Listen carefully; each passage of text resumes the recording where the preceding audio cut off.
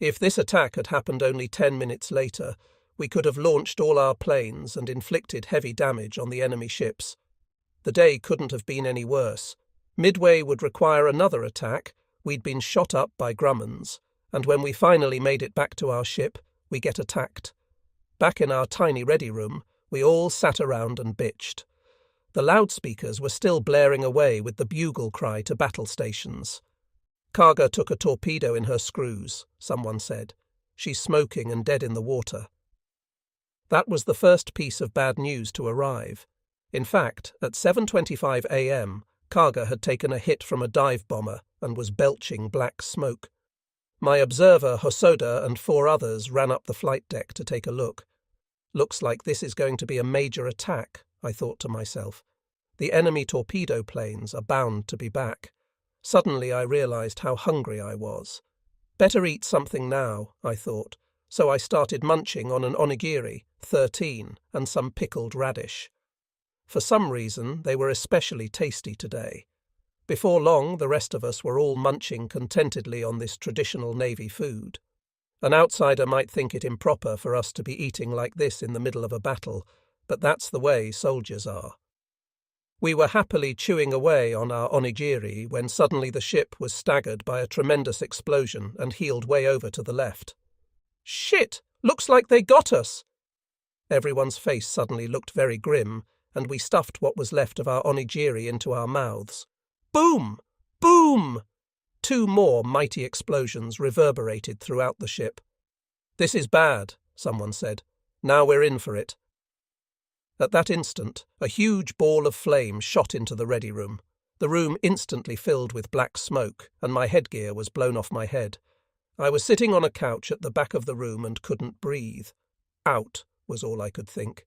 We all lunged for the door, but the doorway was wide enough for only one at a time, and we got all jammed up. "Get out!" we screamed. "Hurry!" Like madmen, we scrambled for our lives. But there was nothing to do but wait patiently for my turn as I slowly asphyxiated. No way I'm going to die here trapped like a goddamned rat, I thought. I want to die in the sky. Like a rugby player, I leaped on top of the bodies in front of me and scrambled over their shoulders. I didn't care whose head and shoulders I was stepping on. I was getting out of there. After getting knocked all over the place, I finally made it to the lifeboat deck. It was a narrow space and was crammed with scared and panicked sailors.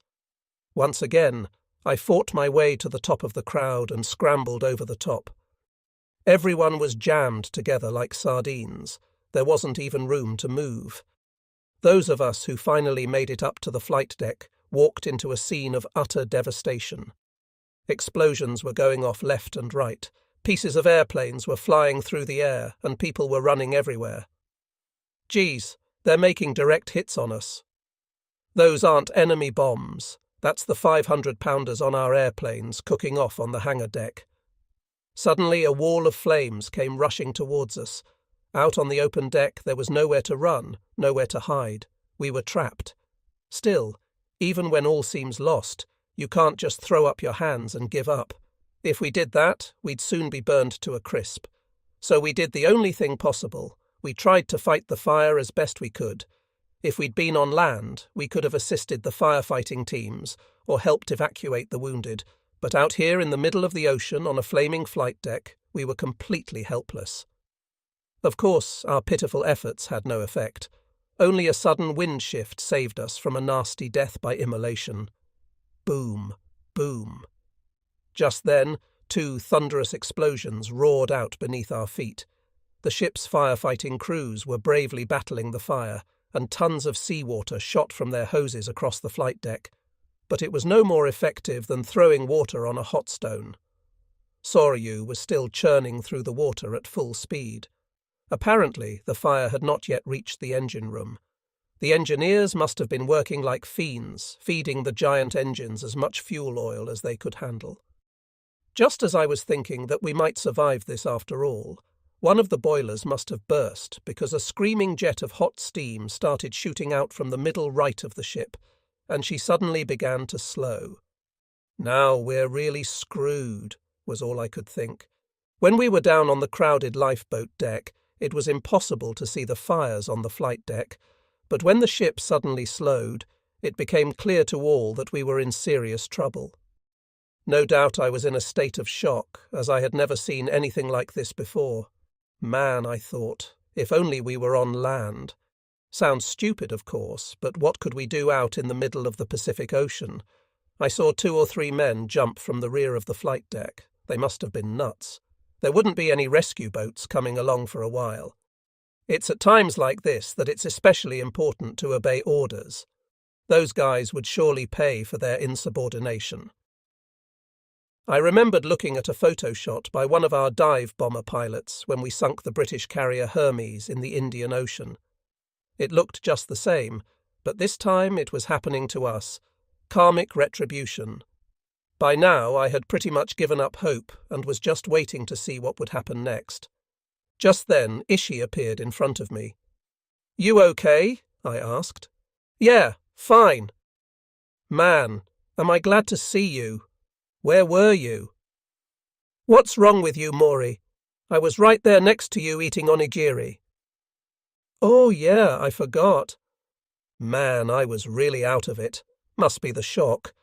I learned that Commander Kohara and Captain Yanagimoto had been on the bridge directing operations when the blast from one of the bomb hits blew them down to the flight deck and broke their legs. Soryu was still moving along at pretty good clip and belching out black smoke. But it was merely a matter of time before the fires reached the magazine at the bottom of the ship. Shortly thereafter, Captain Yanagimoto gave the order for all hands to abandon ship. Already a dozen or so nimble fellows had sprung into one of the lifeboats hanging from its crane. One of the lifeboat crew was trying to lower the boat into the sea, but maybe the boat was already too heavy, because as soon as he started slacking out the ropes, one rope suddenly became much looser than the other. The boat tipped vertically, and everyone in the boat fell into the water. I was standing at the edge of the lifeboat deck, but looking down quelled any desire I might have had to jump. It was about 60 feet to the surface of the sea. That may not sound like much, but it was a long ways down. I thought it would be good if a big swell could come by and shorten the distance. "Okay, you go first." "No, you can go first. I'll follow you."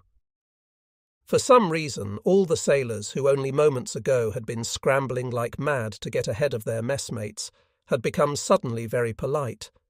I felt bad about leaving poor Soryu like this, but I suppose we just had to accept that it was part of what war was all about. About 2,000 yards to the south, I could see the Kaga and Akagi were also burning fiercely. The sea was completely calm, and the 2 ships floated unmoving, each under a boiling vertical pillar of thick black smoke. Most of my friends had disappeared. Only 2 or 3 remained on the lifeboat deck with me. The only ones left were those who were afraid to jump. Finally, I screwed up my courage, took a deep breath and jumped. When I hit the water, it felt like I was just going to keep on going all the way to the bottom, but I soon popped to the surface. All of us aircrew were wearing life vests, and they kept us afloat. But I worried about the sailors who didn't have life vests. The wounded must be in real trouble. The lifeboat I'd seen earlier was floating right in front of me, so I swam over to it and clambered aboard.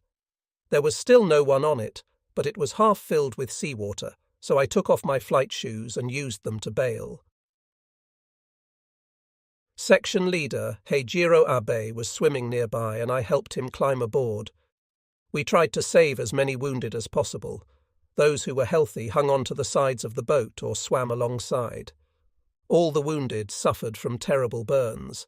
Their faces and arms were horribly disfigured. The boat was soon full, so we wanted to row the wounded to one of the destroyers. But none of them were capable of using the oars. So we allowed 3 non-wounded on board, and we rowed off to a destroyer as quickly as possible. 10 other healthy swimmers grabbed onto the stern and pushed from behind. Abe was the most experienced sailor on board, so he took the tiller and steered. There were many others clamouring for help as we rowed past, but our boat was already over full, so all we could do was try and deliver the wounded as quickly as possible, then come back for another load. "Wait!" I yelled. "We'll be back for you." We finally reached the destroyer Makigumo that was picking up survivors as she headed our way. The wounded were offloaded first, then 4 healthy guys from the destroyer hopped into the boat and we climbed up onto the destroyer. As soon as I got onto the deck, all the accumulated tension of the past few hours melted away and I collapsed in a heap. Suddenly I saw Ishida's face right in front of me. "Ishida! What are you doing here?" After I jumped in the water, someone came down right on top of me and landed on my hip. Now I can't stand up. "Try to get some sleep. You should be okay after a few days," I said, like I'd suddenly become a doctor. Just then 4 guys came over, put Ishida on a stretcher and carried him off. A steady stream of bedraggled survivors arrived at the destroyer. Some were clutching blocks of wood, others were covered in fuel oil, but they all shared one thing in common, a burning desire to live that shone like fire from their eyes. Mori and his shipmates were rescued by the destroyer Makigumo. Also pulled from the water were 2 American flyers, Ensign Frank W. O'Flaherty and AMM-1C Bruno P. Guido. After interrogating them, the crew tied weights around their feet and threw them into the ocean to drown. Makigumo was sunk by a mine in February of 1942 in the waters off Guadalcanal. Soryu was now burning furiously. Giant fireballs roiled from the flight deck area, and a huge pillar of black smoke rose up to the heavens. If there is such a thing as hell, I thought, this is what it looks like. Although I'd always known that a frontline carrier must sooner or later meet such a fate, the death of Soryu was a terrible sight to see and threw me into a deep depression. We pilots would soon be moving on to exciting new battlefields. But having to sit by and watch my comrades drowning and suffering with grievous wounds, I felt that my heart would truly break. At the same time, I knew that we would be returning to the limitless blue sky, and that thought made me strangely happy. Some 300 survivors were picked up by the destroyer.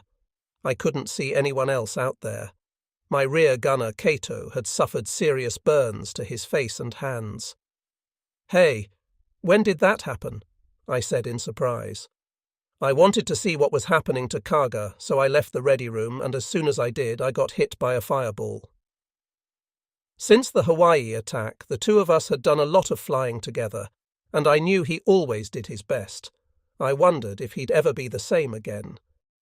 "Hang in there, you'll be all right." "Yeah, sure." I started to crack. Seeing Kato all burned up was the last straw. Tears surged from my eyes, and I gave way to my emotions. Why'd he have to go look at Kaga? I thought bitterly. If he'd just stayed in the ready room with the rest of us and eaten his onigiri, he never would have gotten burned. I knew that what was done, and there was nothing we could do about it now, but I couldn't stop thinking about it. Finally, they picked up the last 8 sailors who had remained on board to the very end. I was trying to find my hometown friend Nakajima. I'd already walked around among the 50 or so wounded, but he wasn't among them.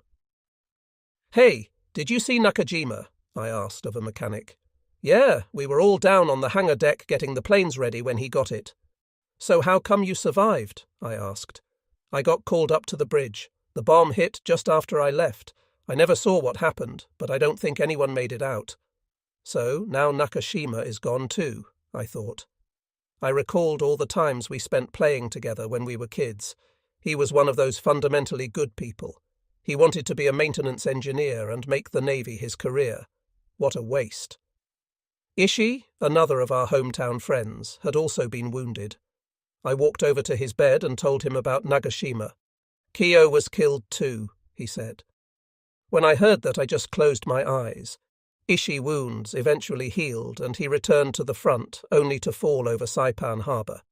It was from Abe, who was one of the last to make it onto the destroyer, that we heard about the heroic death of Captain Yanagimoto.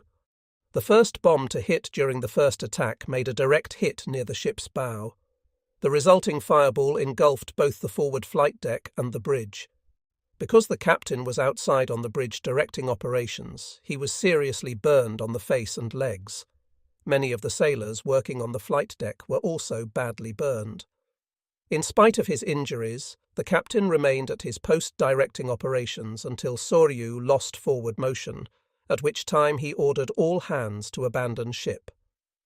Commander Kohara, the ship's second-in-command, was also badly injured and left the ship with the ship's doctor. The captain, however, refused to leave. He remained on the compass bridge watching his men abandon ship. "Captain," said Abe, "it's time to leave. Everyone else has already left." "Yes, you're right, but stop fooling around. Get off yourself right now." The captain remained motionless on the compass bridge as he said this.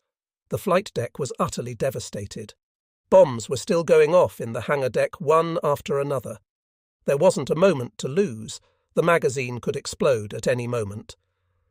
Abe picked up the captain from behind and took him forcibly down the ladder. The captain was of medium height and build, but Abe was on the ship's sumo team, so he had little trouble carrying the captain. "Wait," said the captain. "I cannot abandon one of our nation's most important ships like this. I must share Soryu's fate. That is the proper way. I'm truly thankful for your kind intentions, but there are some duties a man simply must carry out." At this, the captain jerked himself free of Abe, knocking Abe down the ladder. A few minutes later, he heard the captain's voice shout from the bridge, "For the Emperor! Banzai! Banzai! Banzai!" followed by a pistol shot. Abe was the last person to see Captain Yanagimoto alive. Petty Officer Abe's account of the last moments of Captain Ryosaku Yanagimoto. He was a warm-hearted leader who cared deeply for his men. There were very few like him in our navy. The Akagi, Kaga, and Soryu were now all in flames without having made any significant contribution to the battle, and many of their aviators and crewmen were dead. The three carriers floated forlornly on the sea, completely impotent. Fortunately, Hiryu was still unscathed and ready for battle. On board was the second air group led by Rear Admiral Tamon Yamaguchi. Hiryu was now carrying the entire responsibility of the carrier strike force and the Japanese Navy on her shoulders. She launched her attack. Her initial strike consisted of 18 dive bombers escorted by 6 fighters. Each dive bomber carried a single 500 lb bomb. This group attacked the Yorktown and scored 3 hits. However, the enemy's fighter defences were ferocious. Only 5 bombers and 3 Zeros returned. At 9:45 a.m., a second attack was launched consisting of 10 torpedo planes escorted by 6 Zeros. We watched our fellow torpedo pilots launch from Hiryu and cheered them on as best we could, but this was terribly frustrating for us. We wanted to join them, but we had no planes to fly. "Give 'em one in the guts for us," we yelled. "Come back in one piece." All we could do was pray for their success. Our prayers must have been answered because not long after we received word that they'd scored 3 torpedo hits. But this success had come at a terrible price. The enemy's defences were formidable. They placed their carriers at the centre, with battleships, cruisers, and destroyers around them in concentric rings. Outside the destroyers were the fighters. Our torpedo planes had to first get past the fighters, then the destroyers and their murderous curtain of anti-aircraft fire, then somehow evade the fire from the cruisers and battleships before they could even start their torpedo runs. Even if they were able to make a run and release their torps, they then had to run the entire gauntlet again in reverse and try to make their escape. As we had feared, 5 torpedo planes, including flight leader Tomonaga's, and 3 Zeros were lost. They did, however, knock Yorktown out of action, and a few days later, as she was limping back to Hawaii under her own power, one of our subs finished her off, which was some consolation. On Hiryu, the crews worked furiously to organise a third attack with the only remaining aircraft. This attack group consisted of 6 Zeros, 5 dive bombers, and 4 torpedo planes, the last gasp of our once mighty carrier strike force. However, at 2:30 that afternoon, 24 enemy dive bombers suddenly came screeching down from out of the sun and scored 4 direct hits on Hiryu. After giving the order to abandon ship, Captain Tomio Kaku and Rear Admiral Tamon Yamaguchi went down with the ship and now rest in peace at the bottom of the Eastern Pacific. Our fleet's carriers had now all been annihilated. When word of Hiryu's destruction reached us on the destroyer, we were disconsolate and wandered the decks like lost souls. Only 2 days before we were the invincible Imperial Japanese Navy. Now we were reduced to this. It was all too much to bear. "Assholes!" someone screamed, but his voice was weak, the curse without conviction. This photo of Hiryu was taken on the morning after the battle by Special Service Ensign Kiyoshi Oniwa from a Yokosuka B-4YA launched from the carrier Hosho. Note gaping hole over forward hangar. U.S. Navy, donation of Kazutoshi Hando, 1970. U.S. Navy National Museum of Naval Aviation via Wikipedia. Hiryu survivors aboard USS Ballard. These men from the carrier's engineering force spent 2 weeks drifting in a lifeboat before being rescued. U.S. Navy, Naval History and Heritage Command. As though keeping a death watch, our destroyer spent the day circling Soryu. Like a monster in her death throes, from time to time, she would belch out huge balls of flame and columns of oily black smoke. When the sun finally slipped below the horizon, it seemed like Soryu would follow. There were just a few clouds floating by on the gentle trades. Transfixed by the grandeur of the scene, we gazed on wordlessly like little children as the sky slowly faded through the hues of sunset. Were it not for the horror of Soryu's burning hulk, it was just another beautiful Pacific evening. Suddenly there was a thunderous explosion. A giant fireball lifted up from the ship, and Soryu slowly began to settle from the bow. The fires must have finally reached the magazine. Some members of the destroyer's crew began quietly singing the mournful song Umiyukaba, and before long everyone had joined in. The song was our way of bidding a final farewell to Captain Yanagimoto and more than 700 of our shipmates. So it was that the carrier Soryu, together with the setting sun, slipped beneath the waves of the Eastern Pacific. I felt like I was living a nightmare, but it was all too terribly real to be a dream. Before long, night fell over the battlefield. The destroyer's living quarters were crammed with wounded. The medical personnel did the best they could under the circumstances, but they were clearly overwhelmed. The rest of us sat on deck where we expected to spend the night. Soryu and Kaga were now at the bottom of the sea, but the hulk of Akagi was still afloat. She was listing heavily, and from time to time she spat out tongues of bright red flame. Gazing up at the sky, I wondered whether the stars had taken any notice of the ghastly battle that had just taken place. Word had it that Kaga had been hit by 3 torpedoes from an enemy submarine. This meant that the sub was probably still in the area. The destroyer crew didn't know when they might be attacked, so they couldn't relax their guard. We continued to steam near Akagi at 17 knots, leaving behind us a bright wake that shone in the starlight. This was at about 1 Kongs a.m. on the morning of June 6th. Eventually we found a spot at the base of one of the guns and drowsed off into a fitful sleep. Suddenly we were awakened by someone shouting, "Everybody up! A gun battle's going to start!" We all jumped up in alarm. We were told that the enemy fleet was upon us. Compared to a carrier, a destroyer was a very small ship. Now, with 300 extra people wandering about, it was hard for the crew to man and operate their battle stations. I made my way below decks to the living quarters, where I found a small nook where I could rest. However, after about 30 minutes, the order came to stand down. There was no battle after all. The enemy fleet, if it had ever been there, was no longer in sight. The enemy's report of the battle stated that Soryu's fires had largely gone out and that she was barely making headway when the submarine Nautilus hit her with 3 torpedoes, sinking her at 4:30 p.m. However, those of us on the destroyer Makigumo were keeping watch over Soryu, and we saw exactly what happened to her. She was dead in the water and we never saw any torpedo hits. Kaga, however, exploded and sank at 4:20 p.m. Akagi evacuated her crew at 4:15, and the next morning was torpedoed and sunk by one of our destroyers. The first bombs to hit Soryu were from 17 dive bombers launched by the Yorktown. Soryu was not equipped with radar. So, similar to the first attack, because our attention was focused on the low-flying torpedo bombers, we never saw the dive bombers coming down out of the sun until it was too late. They caught us napping. As to why we lost the Battle of Midway, there are, of course, many opinions. The main reason was that the enemy knew of our plans in advance. It seems they had broken our secret codes. Since they knew we were coming, they were well prepared. According to an American counterintelligence officer at the post-war Tokyo trials, we had comprehensive information on the attack.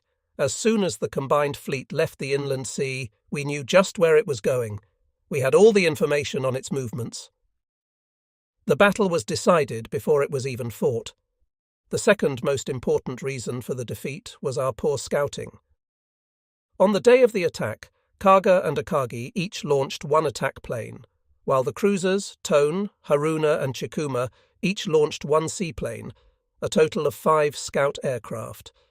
However, the plane that flew right past the American fleet and should have seen it said their view was obscured by clouds. Because of their carelessness, the US fleet wasn't located until much later. This shows how crucially important the task of reconnaissance is, and this is something the crew of every airplane should have been well aware of. In a carrier battle, every second counts. Our delay in locating the enemy was a fatal error. Serious errors were also made by the commanders of the strike force. The order to replace the bombs on the planes with torpedoes was unbelievably ill-advised. Our strike force had 270 aircraft at its disposal. The enemy carriers, Yorktown, Enterprise and Hornet, were definitely inferior to us in terms of air power. However, they won because they were the first to strike. The disaster was compounded when the cruisers Mogami and Mikuma collided, sending Mikuma to the bottom and seriously damaging Mogami. On June 26th, the Imperial headquarters released the following statement regarding the Battle of Midway. On June 5th, the Imperial naval forces unleashed a devastating attack on the enemy's base at Midway and also attacked an American fleet on its way to reinforce the island, inflicting significant losses to the enemy's naval and air forces and destroying many important land-based facilities. The results of this battle are given below. 1. The American carriers. Enterprise and Hornet were sunk. 2. Approximately 20 enemy aircraft were shot down. 3. Our losses were 1 cruiser damaged and 35 airplanes that failed to return. The loss of 35 aircraft was of no real significance, but the deaths of so many highly trained aircrew was a fatal blow to our naval air power. I was quite certain that the effects of these disastrous losses would reverberate throughout the remaining naval battles of the war.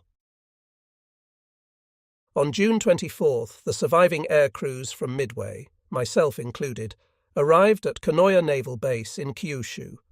We were a pitiful lot, defeated, demoralized, and with nothing more than the clothes on our backs. Strict orders were given that we were to be kept incommunicado and have no contact or interaction with other personnel on the base. Guards were posted over us to enforce this order, and we were kept strictly isolated from everyone else on the base.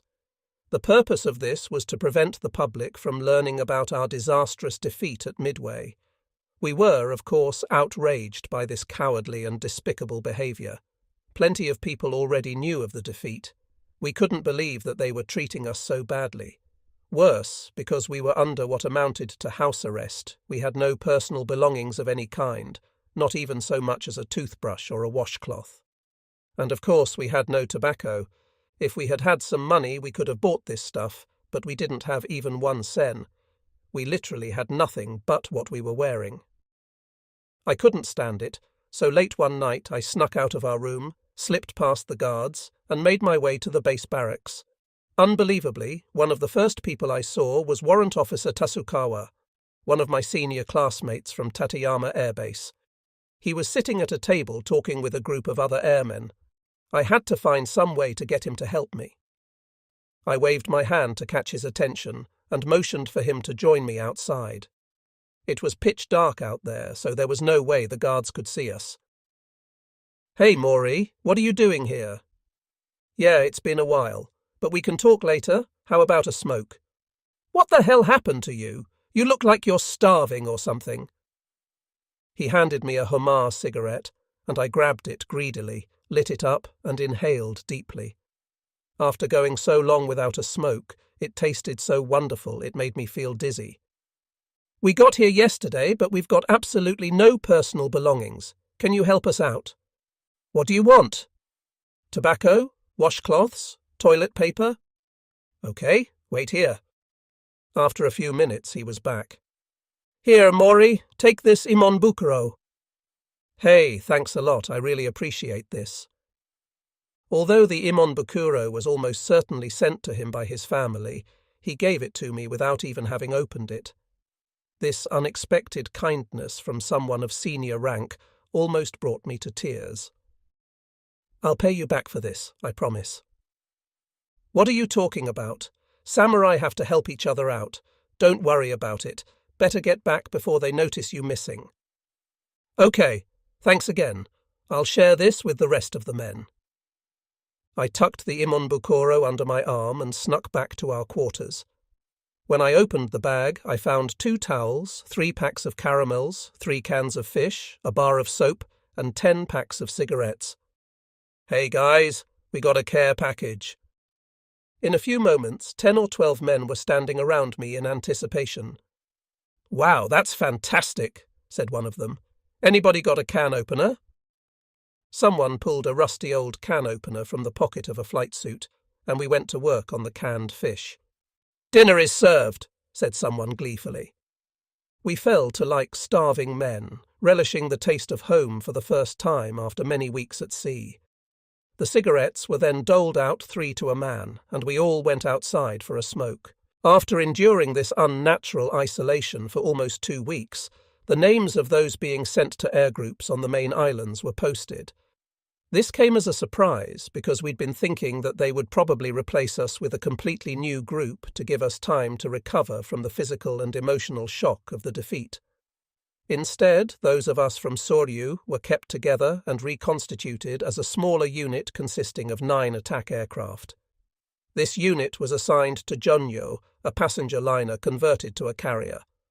On June 6th, Junyo had seen her first action in the northern operation, a magnificent ship displacing 2,440 tons. Her complement of aircraft included 18 Zeros, 18 dive bombers, and 9 torpedo bombers. It looked like the only way I was going to get relieved of carrier duty was to get killed or wounded. If that's the way it's going to be, I thought, I might as well just keep on doing my job. Those of us chosen for the new unit said goodbye to our former comrades in arms and went off to the base at Kasanohara. Since we were a new unit, we had no airplanes and no maintenance personnel. Eventually we got organized and began training and working up to operational status. The problem was our section leader, First Lieutenant Ito.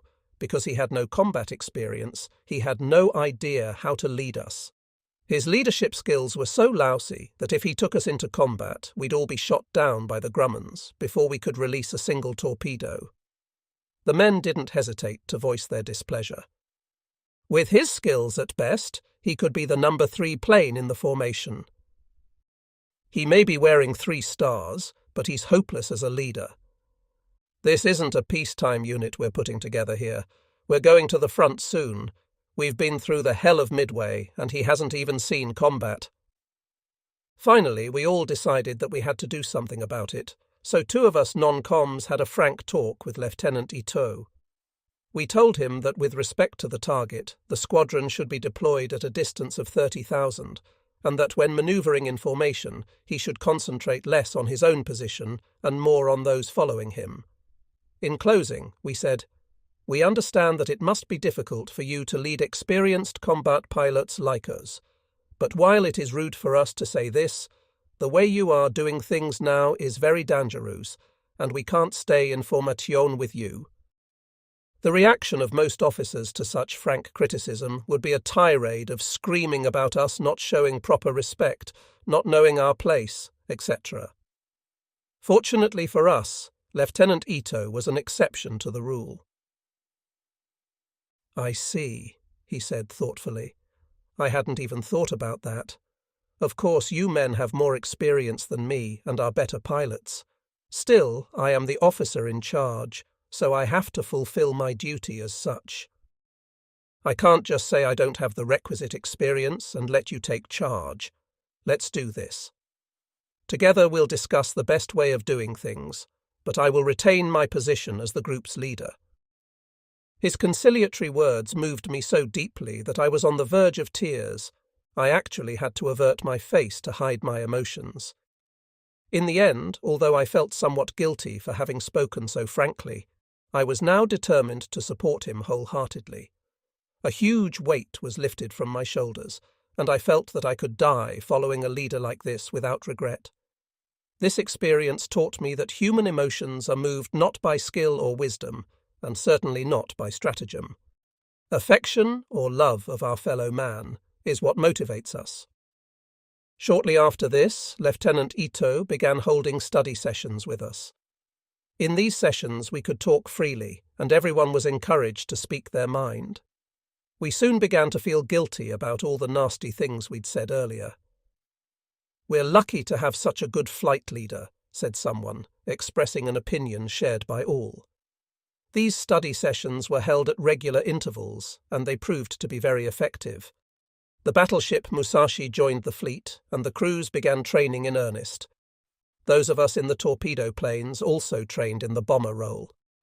One day the staff officers of Musashi paid a visit to Kasanohara to observe our training and talk with us. It seemed that the Ito torpedo bomber group was beginning to attract attention. During our training at the base, Lieutenant Commander Masatake Okumiya, now a member of the General Staff of the 2nd Air Group, accompanied an inspection tour of our base.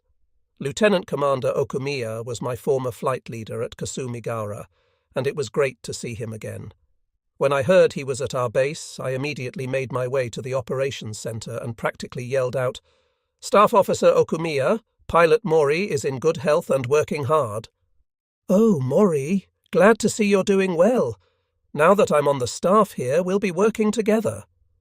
His friendly words made me feel very happy. Our training at the base continued in preparation for our next operation, the epic struggle to retake Guadalcanal. We sailed from Japan for that fateful island on October 3rd. However, before going into our role in the fighting, it's necessary to outline the general situation there. After our defeat at Midway, the focus of the war suddenly shifted to Guadalcanal. In fact, the fight for Guadalcanal would determine the outcome of the Pacific War. Because although Japan could never compete with America in terms of industrial production capacity, if our forces could retain control of Guadalcanal, it could change the course of the war. Admiral William Halsey, the commander of American naval forces in the South Pacific, wrote the following: "Guadalcanal is the key to the entire South Pacific area, and the key to Guadalcanal is Henderson Airfield, now held by our troops. If the enemy succeeds in retaking the field, he will use it as a base from which to force our withdrawal from the island. The enemy can then base long-distance aircraft that will threaten our supply and communication routes to New Zealand and Australia." Since Japan had already been forced to give up their efforts to occupy the islands of New Caledonia and Fiji, Guadalcanal and Tulagi, located at the eastern end of the Solomon Islands, were advance bases that Japan had to retain at all costs. Since late April, the Navy had some 3,000 construction workers on Tulagi. In June, these men were rushed to Guadalcanal to begin work on an airfield. Within 2 months, they had constructed a 3,000 airstrip long enough for fighters. However, a Japanese airbase on the island of Guadalcanal was something the enemy could not ignore.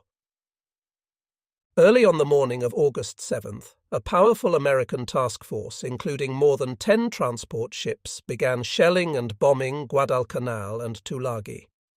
These attacks were followed by landings on both islands, spearheaded by tanks and armoured vehicles.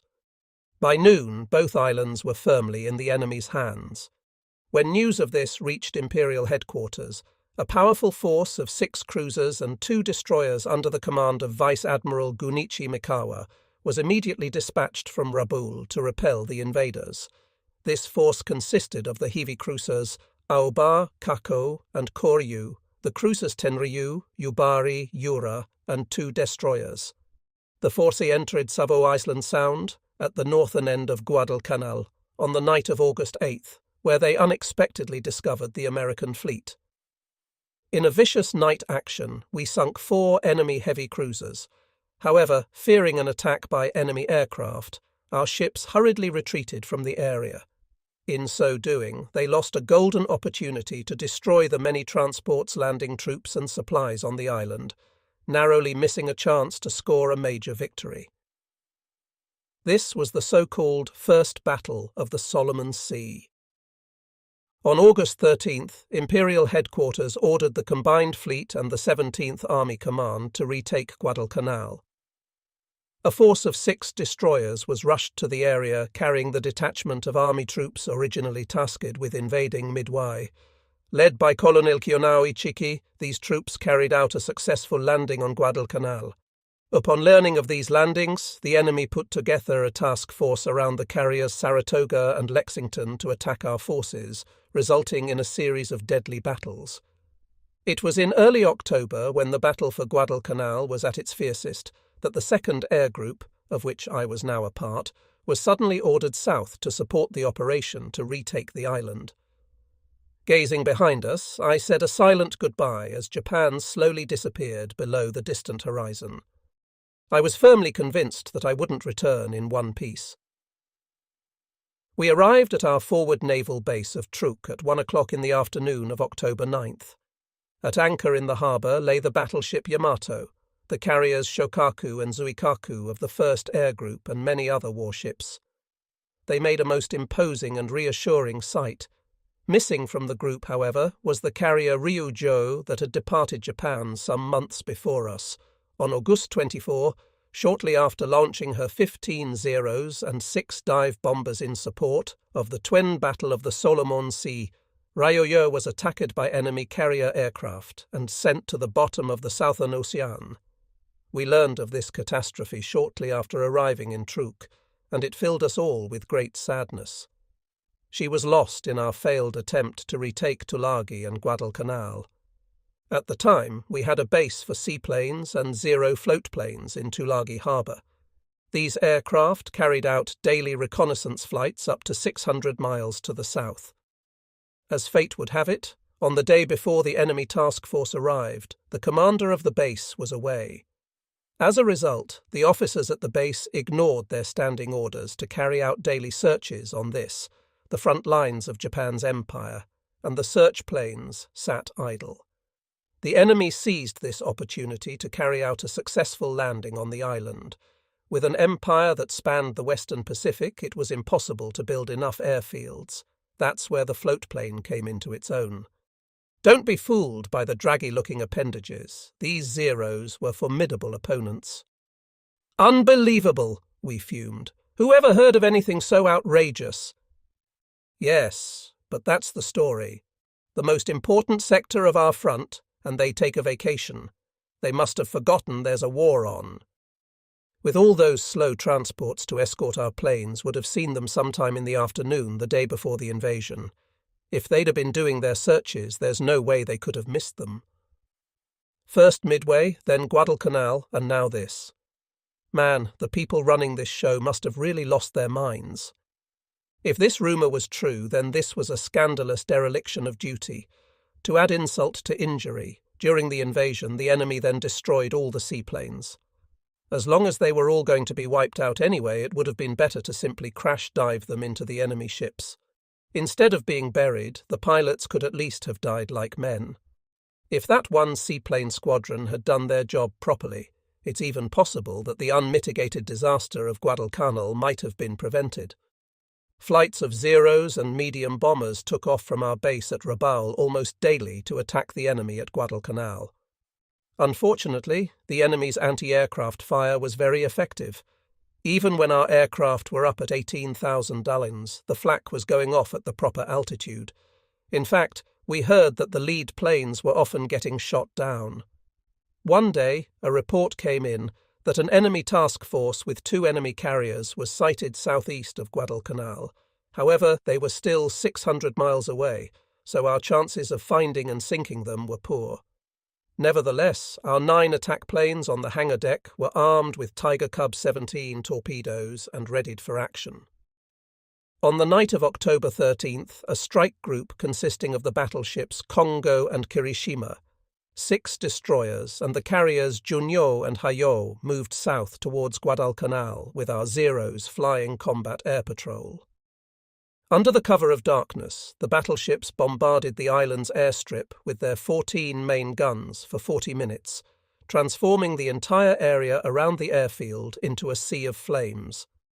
Congo was the last Japanese battleship to be constructed in Britain. Here she is, shown following her major reconstruction in 1931. Congo was torpedoed and sunk by USS Celian in the Formosa Strait in November 1944. Reproduction of a photo from the Office of Naval Intelligence files. The battleships certainly did a good job, but carrying out an attack like that when the enemy had air superiority was incredibly risky. That we did something so rash was a sign of how desperate our situation was. Sometime around midnight, Congo and Kirishima passed north of Savo Island at 28 knots and returned to base. We were all extremely relieved when we received news that they had gotten safely away. We now had high hopes of retaking Guadalcanal. Our optimism, however, was premature and lasted but a day. The enemy's aircraft, along with their ammo and fuel dumps, burned with great intensity throughout the next day, the 14th. However, by the 15th, they seemed to have everything under control, and there were already 150 fighters on the field. Their recovery was so rapid it was as if our attack had never even taken place. It was shocking proof of the enemy's high degree of mechanization and their immense industrial capacity. This was something Japan could never hope to match. On the night of the 14th, while the airfield was still smouldering, 5 of our transports snuck into the anchorage to unload supplies for our troops. However, they were only able to offload about 80% of their cargo before the approaching dawn forced them away. At first light, the enemy launched a strike against the retreating transports. Although this strike was countered by Zeros from the 2nd Air Group, the enemy dive bombers pressed home their attacks, setting fire to Kyushumaru, the Sasakomaru, and the Azumamaru. All 3 were run aground to prevent them from sinking. Still, the fact that all the troops were successfully landed was something to be thankful for. That night, most of the supplies remaining on the ships were also put ashore. At daybreak, a group of enemy destroyers in the Tulagi anchorage started shelling the unloading area. Most of the supplies and ammunition were blown to bits, and the disembarked troops had to flee for their lives into the jungle. In the end, the entire operation seemed like an exercise in futility. The Zero pilots were getting angry. "What the hell's going on? Those bombers turned back again." So many of the flight leaders have been getting shot down by AA that they're using the excuse of bad weather to turn back. The flight leaders are getting scared. Rumours like this were circulating on the carrier. It was another indication of how desperate our situation had become. The bomber pilots were equally frustrated. "I can't wait to pay them back for Midway," said one. "I'm just itching to slam a torpedo into the guts of one of their ships," said another. Those of us on Junyo had been together since the Hawaii attack. We were all seasoned veterans and very confident in our abilities when it came to torpedo attacks. With every passing day, our frustration grew. Although the scout planes reported sighting an enemy carrier group because they were 600 miles away, we had no opportunity to attack. It was during this period that we received the depressing news from Guadalcanal that the heavy cruiser Aoba was badly damaged and the Furutaka had been sunk. Further, our troops on the island were unable to advance and were being driven further back into the jungle. The fight for Guadalcanal had developed into a large-scale battle that was now raging out of control. On October 16th, shortly after our evening meal, we suddenly received an order to attack the enemy airfield at Guadalcanal the next day. This is going to be trouble, I thought. Our planes on the hangar deck were armed with torpedoes. We would now have to quickly rearm them with bombs. Those of us in the attack planes immediately went to the hangar deck, where we helped the armourers replace the torpedoes with bombs. The planes were jammed tightly together in the dim and poorly kit hangar. We first had to load the torpedoes onto carts, then take them below to the magazine. On the return trip, we brought up 1600 2D LB bombs and mounted one on each plane. This hurried hard labour in the dark confines of the hangar, together with the heat and bad air, soon had our work clothes soaked in sweat. As if this weren't bad enough, there was a heavy swell running. With all the propellers and other dangerous objects around, to relax one's guard for a moment meant risking serious injury. Crap! Who was the idiot who ordered this? They should have at least given us a day's notice in advance. But though bitching was allowed, orders were orders. In any case, we all toiled like fiends, all the while trying not to think about the next day's attack. Sometime around midnight, the task was finished. Had we been on land, we could have gone off and taken a nice hot shower. But shipboard life afforded no such luxuries. Outside of mealtimes, us non-coms were not permitted to drink even a single cup of hot water. We returned to the ready to prepare for the next day's attack. "Section 3, gather up," I said. The pilot of my number 2 plane was Warrant Officer Koji Kawashima from Tokyo. We'd flown together since the Hawaii attack, where he put a torpedo into Utah. He was a brave and skilled pilot who always had a smile on his face and was both well-liked and highly respected among the other pilots. My number 3 plane was flown by Warrant Officer Chosaku Sato, who had recently joined Junyo and been assigned to my section. I also instructed him in carrier landings. He was a very serious person. During formation training at Kasanohara, he often came so close to chewing up the tail of the number 1 plane that I and the other pilots had to use full throttle to keep our distance. However, he withstood our intense training and went on to become one of our most skilled carrier pilots. My observer and plane commander was Chief Warrant Officer Shichiro Yashiro, and my radioman rear gunner was Warrant Officer Yuzu Watanabe. I told them that there were more than 100 enemy fighters stationed on Guadalcanal, and that the field's anti-aircraft fire was very accurate. This meant that we had to maintain a tight formation. Even if attacked by enemy fighters, it was critically important to stick closely to the lead plane until our bomb runs were completed. The radio men, rear gunners, had to keep a close lookout above so that they could concentrate their fire on attacking enemy planes, and the observer plane commander had to follow the signals from the lead plane to ensure that the bombs were released at the proper instant, after which he had to watch for incoming fighters. After the briefing, we turned in and tried to get some sleep. I lay down in my bunk but was unable to sleep. Unlike before earlier missions, I was beset with foreboding. I must have been the only one, for from the other beds emanated only the sound of peaceful snoring. Eventually, I must have fallen asleep because I was startled awake by reveille at 3 a.m. I quickly changed into my flight suit, wolfed down a light breakfast, and descended to the hangar deck. The maintenance men were hard at work taking the attack planes up to the flight deck, where one after another their engines were run up and checked. A heavy swell was running, and the carrier was pitching and rolling under an overcast sky. The weather didn't look good. Filling my lungs with the cool morning air refreshed me, bolstering my spirits. The 9 Zeros were also running up their engines. Staged on the flight deck with engines roaring and props spinning, they were a formidable sight. After a short time, the flight crews were told to line up, and our flight leader had a few words for us.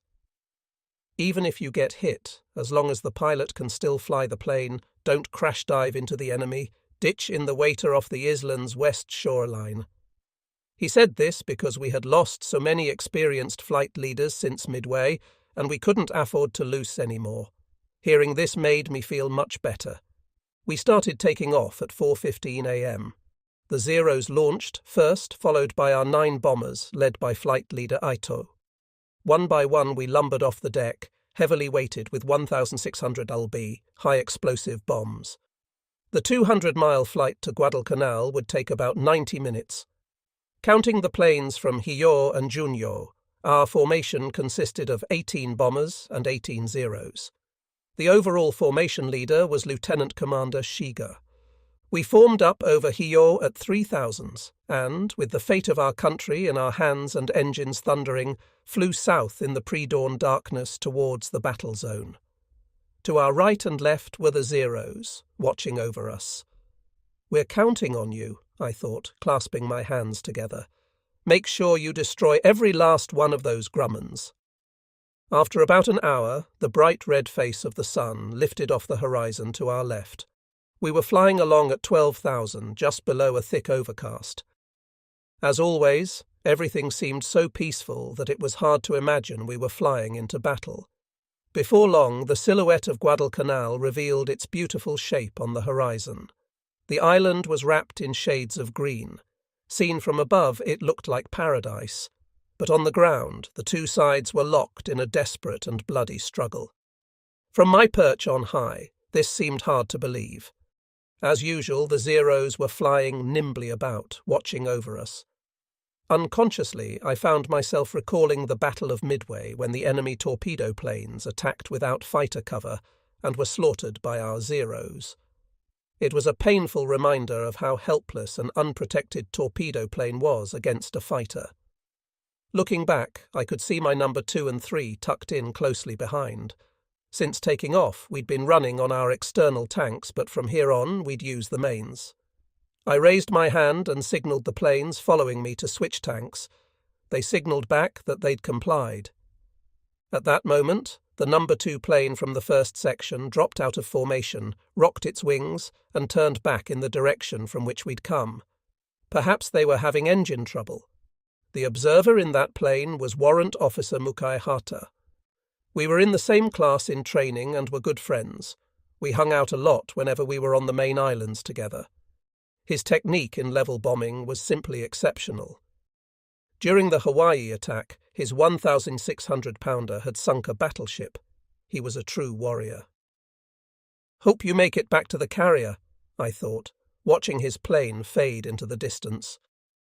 I kept looking back at it until it had completely disappeared from sight. After a few more minutes, we were over Guadalcanal. The clouds were gone, and the sky was completely clear over the enemy airfield. "Okay, guys, this is it," I yelled to my men.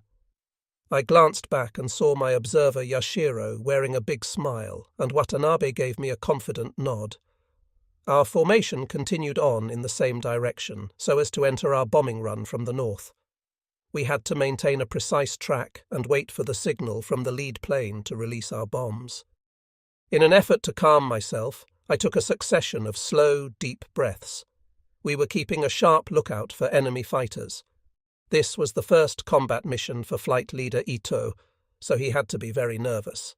In just a few more seconds, we'd be dropping our 1,600 antargbeats bombs on the enemy's heads. I was concentrating hard on keeping wings level and maintaining a perfect formation. Just before takeoff, we'd been told that there were about 100 enemy fighters on the island and that a small fleet of transport ships were unloading supplies. Based on that, I figured our target would be the big transport tied up at the wharf next to the field. Flak was now going off all around us. The radio man of the lead plane raised his arm to signal that we were starting our bomb run. I was 100% focused on the run. Scanning for enemy fighters was now impossible. We were about 12 seconds from bombs away. The flying technique required during these seconds is the most difficult of all. I took very shallow breaths and tried not to move a muscle. I kept the plane flying absolutely horizontal and trimmed up while maintaining formation. If the enemy fighters hit us now, there was nothing we could do but hope the Zeros could protect us. Their job was to ensure that we could complete our bombing run without hindrance. In this situation, all they had to do was turn into them and scare them off. There was no need to dogfight. 1, 2, I was counting off the seconds. Okay, here we go. Just then, the radio man of the lead plane put his hand up in the air and waved it wildly from left to right. This was the signal to start over. "What? Is he crazy?" I screamed. "You can't start over now." Just then, Ito's plane started a steep left bank. He's gonna get us all killed, I thought. The enemy fighters are just waiting to jump us. This isn't a freaking training mission. I became incredibly angry. Ito might be a good guy, but he was sadly lacking in combat experience. Somehow he'd managed to get himself promoted, but he was totally unqualified to lead something as important to our country as a flight of level bombers. The spirit of one attack, one direct hit, was a technique he never mastered. He'd been assigned as a flight leader right out of training, but just couldn't hack it. "Looks like he's having trouble with his aiming," yelled Yashiro, with a look of disgust on his face. Looking down, I could see what looked like 2 heavy cruisers, 2 destroyers, and 3 large transports leaving the Lunga Anchorage at full speed in an attempt to avoid our attack. After being subjected to vicious daily bombings, they no doubt felt themselves in real danger. We made a sweeping turn and lined up for another bombing run. For some reason, the attack was just not going well. I was very tense. I felt a tightening in my chest and was having trouble breathing. The other pilots probably felt the same. I looked around and realized there wasn't a zero in sight. They were supposed to stick with us until we'd completed our bomb runs. That's when I realized that once they saw us peel off to the left, they probably figured we'd dropped our bombs and they were free to dogfight. Lieutenant Commander Shiga had probably gone off to attack the Grummans. If that was true, we were in serious trouble. I suddenly had a bad premonition, but once I started my bomb run, there was nothing I could do about it. Unfortunately, my premonition proved correct. At that moment, some 30 Grummans appeared above us. They knew we had no forward-firing guns, so they attacked from the front. Now we've had it. Their bullets slashed through us like rain. All we could do was keep a tight formation and try to fend them off. I wondered if Lieutenant Ito even realized we were being attacked. I didn't even have time to look around and see which planes were ours and which were theirs. My number 2 and 3 planes were still tucked in tightly behind me. When the leading Grummans completed their firing passes, they dived away below our formation, only to be followed by another pair. I glanced quickly up to locate Ito's plane. Gone!